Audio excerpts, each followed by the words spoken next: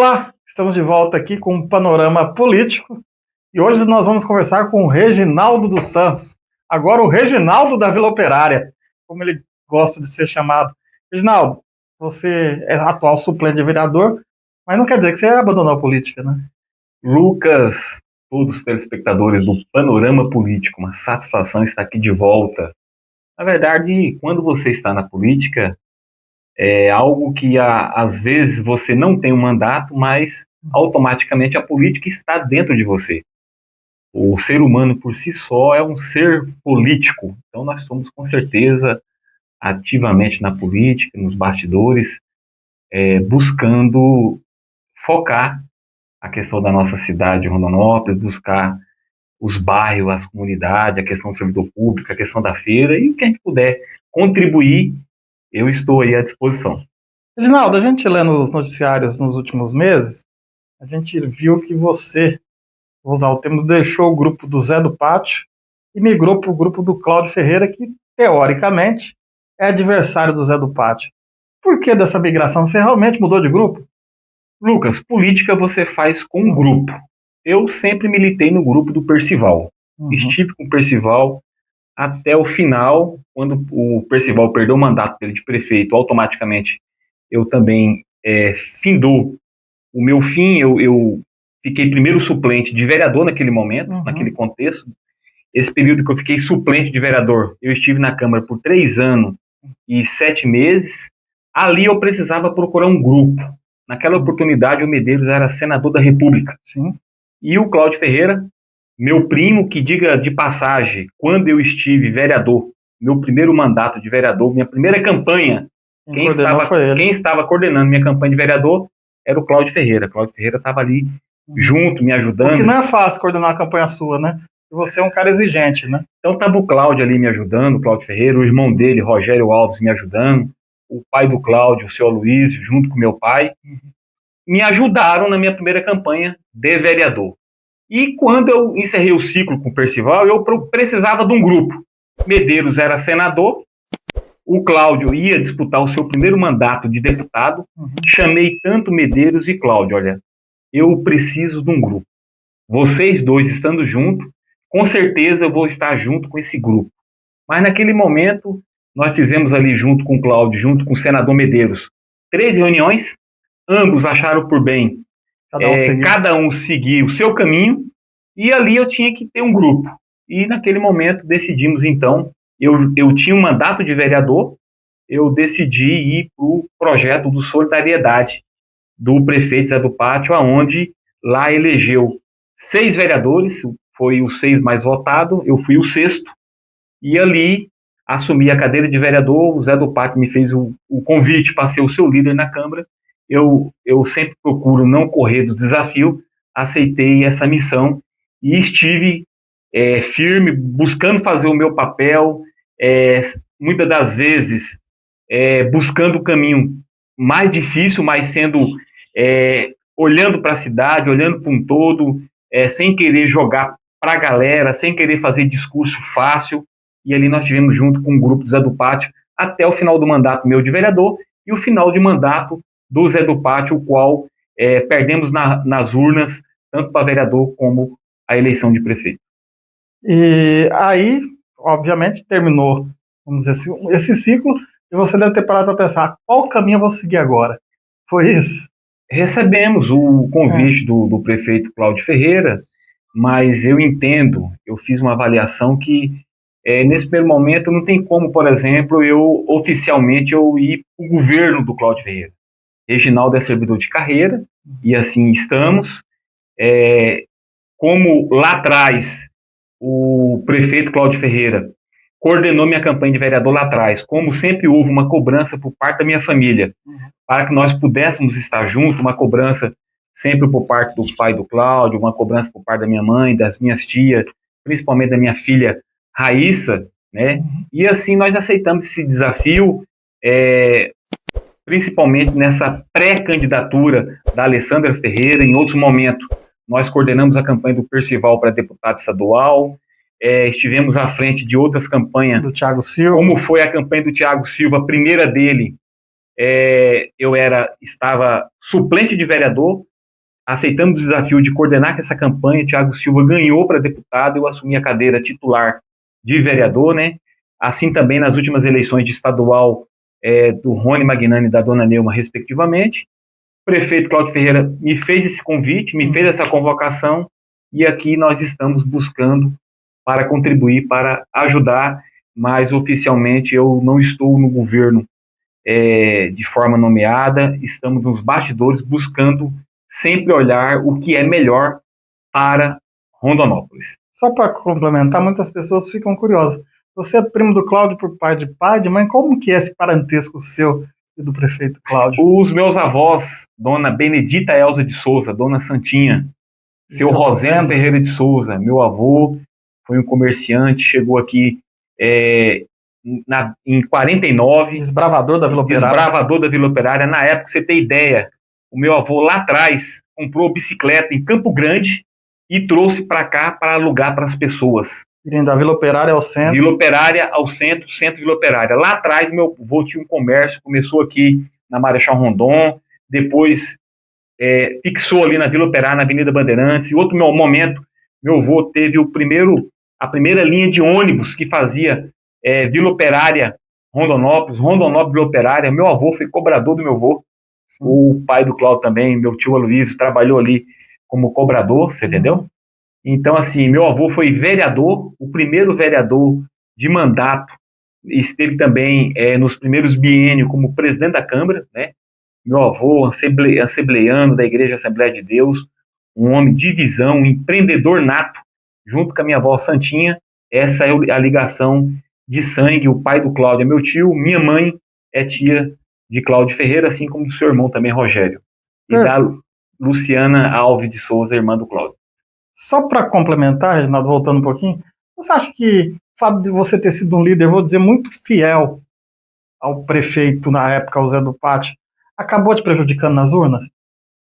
Eu acredito que isto não, tá? Tanto é que a minha votação aumentou.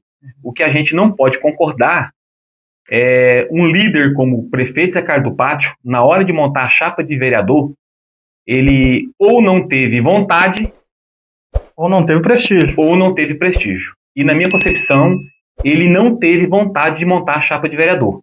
Imagina, o cara é prefeito, eu nunca vi na história você concorrer às eleições, o partido do prefeito, na época, o PSB, partido do Paulo José, você deixar a última chapa para ser montada, o PSB. Várias e várias pessoas queriam vir para o PSB, o Zé do Pátio não deixava. Onde já se viu você ter que lançar 22 candidatos e só lançar 13? Vou dar um exemplo. Vamos ter eleição agora para deputado federal. Você pode lançar 8 mais 1, você pode lançar 9 pessoas. Uhum. É como se você lançasse apenas 4 ou 5. Vou dar outro exemplo. Entendeu? Vou dar um exemplo. A primeira suplente da chapa é o Anne. O Anne. Ela teve exatamente a mesma votação. Estaria eleita lá no MDB. Exatamente. Então, nesse quesito aí, a gente não concorda. O prefeito Zé do Pátio, ele não teve, na minha concepção, intenção de eleger vereadores, tá? E principalmente os últimos 30 dias, em vez de pedir voto para Paulo José, ficava criticando o candidato Thiago Silva, ficava brigando pelos 300 milhões, aonde a Câmara tinha sinalizado que não ia fazer esse empréstimo, e ficava fazendo uma cobrança inglória. Uma cobrança inglória mesmo, porque estávamos no mês de agosto, mês de setembro, mês de outubro, o mandato terminando, e independente quem ganhasse as eleições, Rondonópolis, o prefeito que ganhasse, poderia pleitear esses recursos, esses 300 milhões. Os 300 milhões que ele queria pleitear não tinha projeto, não tinha orçamento, não tinha sido licitado, então dava para aguardar. O que a gente não concorda é com isso. Naquele momento, fazer uma briga, uma confusão e não ter montado a chapa de vereador. Ali ele prejudicou e muito. A votação, eu acredito que minha votação melhorou, não tenho o que reclamar. E aí, só voltando um pouquinho também, o Reginaldo não é só o Reginaldo da Vila Operária. Você também é o Reginaldo, ou foi o Reginaldo, do servidor público de Rondonópolis. Impro Service Saúde são duas instituições que têm o seu dedo ou a sua digital. Elas nasceram que você já estava lá trabalhando por elas. O CESPIMUR, no entanto, que já vinha antes do Reginaldo. Como que você vê hoje o servidor público de Rondonópolis? Ele está bem assistido? Então aqui é o Reginaldo, que eu quero começar lá com o seu Manuel, meu pai, meu guerreiro, que pulsa todo dia, todo momento meu coração. A minha mãezinha, Dona Iracema, tá? Que é a retaguarda do meu irmão, da minha irmã. A minha retaguarda é uma mulher de luta, tá? É o Reginaldo que estudou na UFR hoje, que antes era o Campus Universidade de Rondonópolis, que eu tive a satisfação de ter sido presidente do Centro Acadêmico de Ciências Contábeis. É o Reginaldo, servidor público, que eu fui o primeiro diretor do INPRO eleito. E aqui eu quero abrir um parênteses, o Lucas Perrone. Lá atrás era o FUNAP, Sim. o qual eu fui tesoureiro. Criamos o INPRO. Lá atrás o FUNAP, o diretor do FUNAP não era eleição. O secretário de administração era automaticamente o presidente. O servidor cabia o quê? Eleger o tesoureiro e a secretária de administração. Eu fui eleito Reginaldo e Aldamice. E nós construímos o INPRO. E dialogando com o Percival, deixa o servidor escolher os diretores. Vamos articular aqui para ser os diretores. Chegamos no consenso que ia ser uma lista tríplice. Eu fui eleito primeiro diretor do INPRO, aonde nós tivemos a satisfação de adquirir sede própria.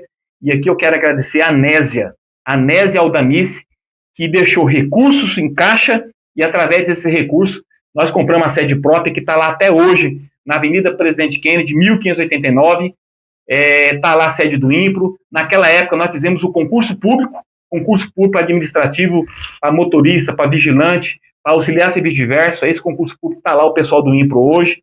E no segundo momento, o Tribunal de Contas achou por bem separar a Previdência da Saúde. Então, o Josimar, na época, concorreu ao INPRO, ficou no INPRO.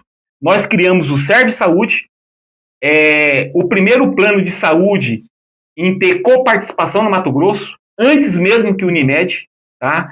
Esse Serve Saúde, Deus me capacitou, me deu o dom para, junto com a Zilda Pedro dos Santos, junto com a Aldamice, junto com a Anésia, junto com a Eunice, nós sentarmos e criar o fator moderador, criar esse Serve Saúde. Adquirimos sede própria ali na Avenida Pontes de Arruda, perto da Pão Doce Pão, que eu vou mandar cobrar o anúncio aqui de vocês. Na minha parte eu quero em pão de queijo. Em pão de queijo, eu quero em croissant. Então, o Serve Saúde está ali na Pontes de Arruda, em frente a Pão Doce Pão. Adquirimos essa sede própria, realizamos concurso público, estruturamos, e está lá essas duas autarquias firmes até hoje, e com certeza é orgulho dos servidores, e vai vingar anos, décadas e décadas, porque dali vai sair minha aposentadoria, o meu plano de saúde, e assim sucessivamente, e de todos os servidores públicos do município. Para encerrar, qual que é o objetivo do Reginaldo até 2028? Só em voltar à Câmara ou parou por aqui? Não, nós estamos no meu projeto número 1, é a nossa pré-candidatura da Alessandra Ferreira, né? Fazer com que uma mulher volte a ter um assento lá na Assembleia, assim como foi com a professora Vilma, para que nós possamos ter um parlamentar e o prefeito possa acessar os recursos do Estado. Nós tivemos aí o Mauro Mendes, que eu tenho certeza foi o melhor governador para Cuiabá e para a região, para o Nortão. Para Rondonópolis, se você for analisar o que os demais governadores fizeram, Mauro Mendes foi um bom governador, mas se for comparar o que ele fez para Cuiabá, o que fez para o Nortão, na minha concepção, até hoje, deixou a desejar. Eu acredito que o Cláudio Ferreira, da maneira que ele está articulando, ele vai trazer nesses últimos 6 meses tudo que o Mauro Mendes não colocou em Rondonópolis, vai ser colocado agora. Acredite que quando o Piveta sentar naquela cadeira, o prefeito Cláudio vai conseguir concretizar os viadutos, o anel viário e várias obras estruturantes, assim como é a questão do asfalto do Sagrada Família, do Vetoraço e várias outras regiões, alinhado com o recurso próprio do município, e o prefeito tendo um deputado.